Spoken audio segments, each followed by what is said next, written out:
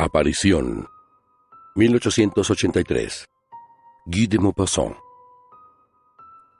Estábamos en un hotel de la calle de Grenelle, propiedad de uno de los amigos allí reunidos. Cada cual de nosotros había contado su historia, una historia que afirmaba ser verdadera. El marqués de Tour-Samonel, que no había hablado todavía, se levantó y fue a apoyarse en la chimenea. Era un anciano de 82 años de edad, de aspecto respetable y simpático. En medio del silencio que reinaba, dijo con voz algo temblorosa: «Yo también sé una historia hasta tal punto extraña que ha sido la obsesión de mi vida. Hace más de 56 años que me ocurrió la aventura que voy a contarles, y que no pasa un mes sin que sueñe con ella. Desde aquel día me ha quedado algo así como una marca, como una huella de miedo. ¿Comprendéis? Sí, durante 10 minutos he experimentado un tan horrible espanto que desde aquella hora me ha quedado en el alma una especie de terror constante. Los ruidos inesperados me hacen estremecer, los objetos que distingo mal, las sombras de la noche me hacen sentir un deseo, una necesidad loca de escapar. En fin, que tengo miedo de noche como los niños. Oh, jamás hubiera confesado esto antes de llegar a la edad que tengo. Ahora ya puedo decirlo. A un hombre de 82 años le está permitido no ser valiente ante los peligros imaginarios. Frente a un peligro cierto, verdadero, no he retrocedido jamás, amigos míos. Esta historia que vas a oír ha trastornado de tal modo mi espíritu, ha arrojado en mí una turbación tan profunda, tan aterradora y tan misteriosa, que jamás he tenido valor para contarla. La he guardado en el fondo íntimo de mí mismo, en ese fondo donde se ocultan los secretos tristes y vergonzosos, todas las inconfesables debilidades que tenemos en nuestra existencia. Voy a referiros la aventura tal como ocurrió, sin tratar de explicarla. Seguramente tiene explicación, a menos que no haya tenido en mi vida aquella hora de locura. Pero no he estado loco y os daré de ello la prueba. Imaginad vosotros lo que queráis. He aquí los hechos. Era el mes de julio de 1827 y yo me encontraba de guarnición en Rouen. Un día que me paseaba por el muelle, me encontré frente a un hombre que creí reconocer, sin recordar con precisión quién era. Hice, por instinto, un movimiento para detenerme. Aquella persona notó el gesto, me miró y cayó en mis brazos. Era un amigo de la niñez al que había querido mucho. Hacía 5 años que no le había visto y parecía haber envejecido medio siglo. Tenía el pelo completamente blanco y andaba encorvado como un anciano bajo el peso de los años. Comprendió mi sorpresa y me contó su vida. Una terrible desgracia la había destrozado. Locamente enamorado de una muchacha, se había casado con ella en una especie de éxtasis de felicidad. Después de un año de dicha sobrehumana y de pasión desenfrenada, murió repentinamente de una enfermedad del corazón, herida tal vez por la intensidad misma de su amor. Mi amigo abandonó su quinta el día mismo del entierro y había venido a habitar su hotel en Rouen. Allí vivía solitario y desesperado, roído por el dolor y tan mísero y triste que solo pensaba en el suicidio. Puesto que he tenido la suerte de encontrarte, me dijo, voy a rogarte que me hagas un gran servicio, que es el de ir a la quinta y buscar en la mesa de mi cuarto, de nuestro cuarto, unos papeles de los que tengo urgente necesidad. No puedo encargar de ese cuidado a un subalterno o a otra persona cualquiera, porque necesito llevar este asunto con una discreción y un silencio absoluto. En cuanto a mí, por nada del mundo entraría en aquella casa. Te daré la llave de esa habitación que yo mismo cerré al partir y la de mi mesa. Mi jardinero, para el que te daré una carta, te franqueará la entrada de la quinta. Pero ven a almorzar conmigo mañana y hablaremos de este asunto. Prometí hacerle aquel ligero favor. Después de todo, no se trataba para mí sino de un paseo a caballo, pues su dominio se encontraba situado a 5 leguas de Rouen, aproximadamente. Al día siguiente, a las 10 de la mañana, fui a su casa. Durante el almuerzo, mi amigo apenas pronunció 20 palabras. Me rogó que le dispensara. El pensamiento de la visita que yo iba a hacer en aquella habitación donde yacía su felicidad le trastornaba, según me dijo. Me pareció, en efecto, agitado, preocupado, como si se estuviera riñendo en su alma un misterioso combate. Al fin me explicó exactamente lo que tenía que hacer. Era bien sencillo. Debería recoger 2 paquetes de cartas encerradas en el primer cajón de la derecha del mueble cuya llave me entregó. «No necesito rogarte que no las leas», añadió. Me sentí casi ofendido por aquellas palabras y se lo hice comprender algo vivamente. Mi amigo balbuceó: «Perdóname, sufro tanto», y se echó a llorar. A la 1 de la tarde me separé de él para ir a cumplir mi misión. Hacía un tiempo espléndido y marchaba al trote largo a través de los prados, escuchando el canto de las alondras y el ruido rítmico de mi sable sobre la bota. Al entrar en el bosque puse mi caballo al paso. Las ramas de los árboles me acariciaban la cara, y a veces cogía con los dientes una hoja y la mascaba ávidamente, poseído de una de esas alegrías de vivir que le llenan a uno sin saber por qué, de una felicidad tumultuosa y como impalpable de una especie de borrachera de fuerza. Al aproximarme a la quinta, busqué en mi bolsillo la carta para el jardinero y vi con extrañeza que el sobre estaba cerrado. De tal modo me sorprendió y me irritó aquel detalle que estuve a punto de volver sin cumplir mi misión. Pero se me ocurrió que iba a demostrar una susceptibilidad de mal gusto. Mi amigo, en la turbación en que se encontraba, podía muy bien haber cerrado la carta sin darse cuenta. La finca parecía abandonada desde hacía más de 20 años. La empalizada abierta y podrida se conservaba milagrosamente en pie. La hierba llenaba los paseos. No se distinguían las plantabandas de césped. Al ruido que hice, pegando con el pie en un gallinero, salió un hombre por una puerta situada a un lado de la casa y pareció estupefacto al verme. Salté a tierra y le entregué mi carta. La leyó, la releyó, la volvió a leer. Me miró por encima del papel y, metiéndose al fin la carta en el bolsillo, me dijo: «¿Y bien? ¿Qué es lo que usted desea?». Yo contesté bruscamente: «Ya debe usted de saberlo, puesto que en la carta recibe usted las órdenes de su amo.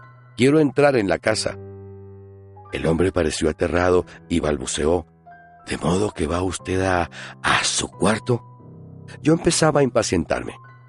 «Por vida de... ¿Va usted ahora a interrogarme? ¿A usted qué le importa?». «No, caballero, pero es que esa habitación no ha sido abierta desde la muerte. Si quiere usted esperarme 5 minutos, voy a ver si...». Yo le interrumpí con cólera. «¿Cómo es eso? ¿Se está usted burlando de mí? No puede usted entrar en ese cuarto, puesto que tengo yo la llave». El jardinero no sabía qué decir. «Entonces, caballero, voy a enseñarle a usted el camino». «Enséñeme usted la escalera y déjeme usted solo. Yo encontraré la habitación que busco». «Pero, señor, sin embargo...». No pudiendo contenerme más tiempo, le aparté bruscamente y penetré en la casa. Atravesé primero la cocina, luego 2 piececitas que el jardinero habitaba con su mujer.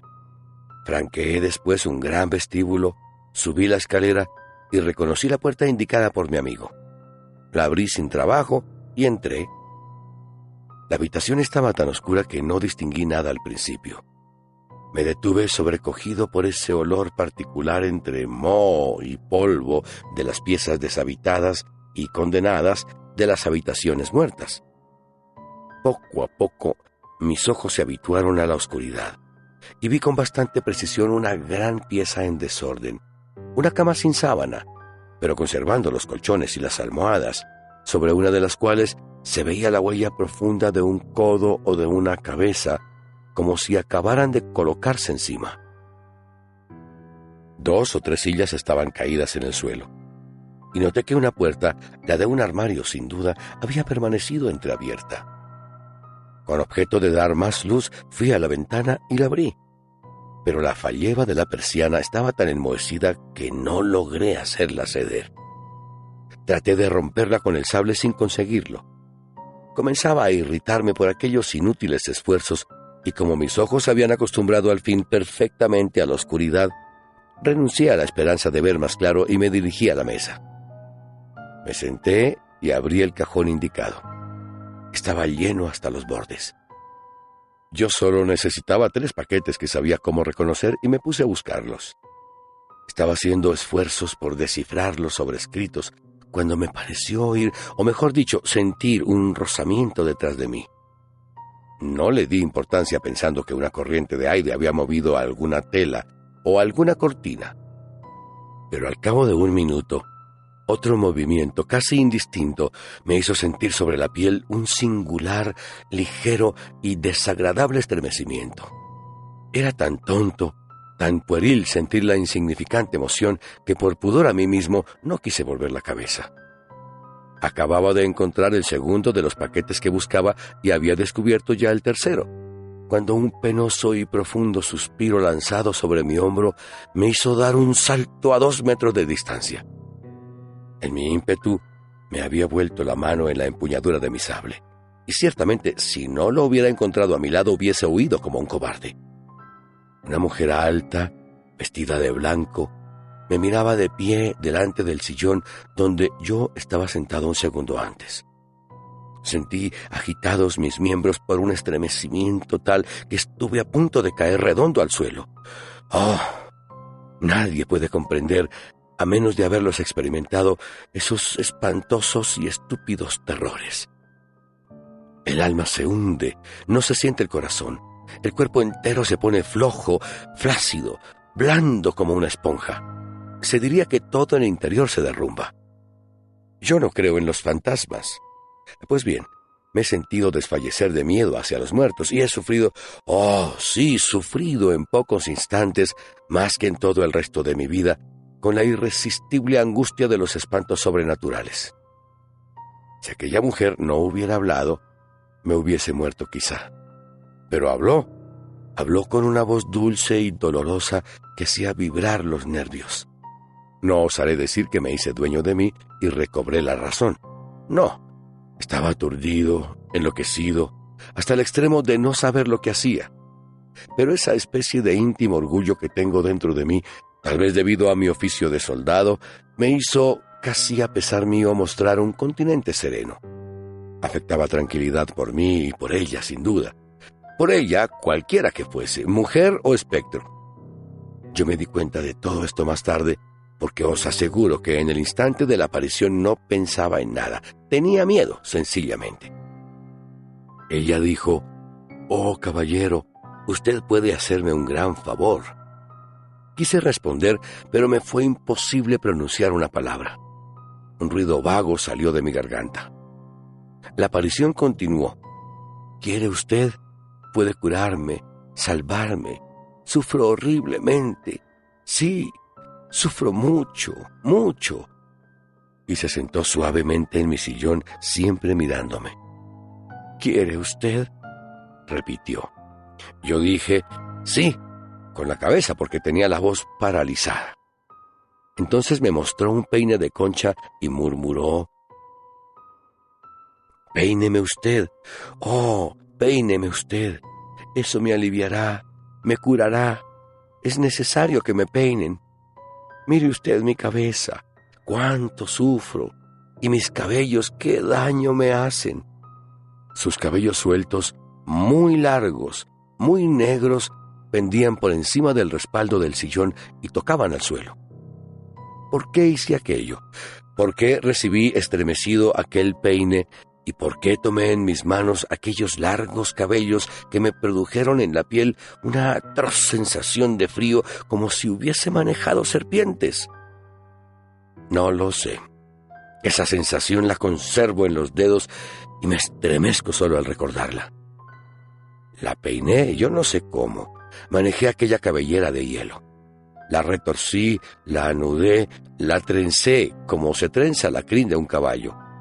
Ella suspiraba, movía la cabeza, parecía contenta, dichosa. De pronto me dijo: «Gracias». Me arrancó el peine de las manos y huyó por la puerta que yo había visto entreabierta. Quedé solo y durante algunos segundos experimenté esa turbación, esa especie de asombro que se siente al despertar después de una pesadilla. Poco a poco fui recobrando el sentido. Corrí a la ventana y rompí la persiana con mi furioso empuje. La luz entró de lleno en la estancia. Me lancé sobre la puerta por donde aquel ser extraño había desaparecido. La encontré cerrada e inquebrantable. Entonces me invadió la fiebre de la huida, un pánico, el verdadero pánico de las batallas. Cogí precipitadamente los 3 paquetes de cartas sobre la mesa, cuyos cajones habían quedado abiertos. Atravesé la habitación corriendo, bajé 4 a 4 los escalones y no sé cómo ni por dónde me encontré afuera. A 10 pasos de distancia vi mi caballo. Corrí hacia él, monté y partí a galope. No detuve la velocidad de mi marcha hasta llegar a Row, delante de mi casa. Di las bridas a mi ordenanza y subí a escape a mi cuarto, donde me encerré para reflexionar. Durante 1 hora me pregunté ansiosamente si no había sido el juguete de una alucinación. Seguramente he sufrido uno de esos enloquecimientos del cerebro que hacen creer en lo sobrenatural. Iba ya a suponer todo lo pasado una quimera, una ilusión de mis sentidos, cuando me aproximé a la ventana. Mis ojos por casualidad descendieron sobre mi pecho. Tenía lleno el dolman de cabellos de mujer largos y negros que se habían enredado en los botones. Los cogí uno a uno y los fui arrojando a la calle con mis temblorosos dedos. Después llamé a mi ordenanza. Me sentía demasiado turbado y emocionado para ir el mismo día a casa de mi amigo. Además, necesitaba reflexionar profundamente en la conversación que con él tendría. Le envié, pues, sus cartas, de las cuales entregó un recibo al soldado, al que preguntó con mucho interés por mí. Cuando mi ordenanza le dijo que estaba algo enfermo a causa del sol que había tomado en el camino, pareció inquietarse. Al siguiente día, apenas rayando el sol, fui a su casa resuelto a contarle todo lo sucedido. No le encontré. Según me dijeron, había salido la víspera y no había vuelto. Volví por la tarde. Nadie le había visto. Esperé 1 semana. No apareció. Entonces me decidí a dar parte a la policía. Se le buscó por todos lados sin descubrir una huella de su paso. Se practicó un minucioso registro en la quinta abandonada. No se descubrió nada sospechoso. Ningún indicio reveló que allí hubiera estado oculta una mujer. La investigación judicial no dio resultado alguno y nadie se volvió a ocupar del asunto. Y desde hace 56 años no he tenido noticia de todo aquello. No sé más.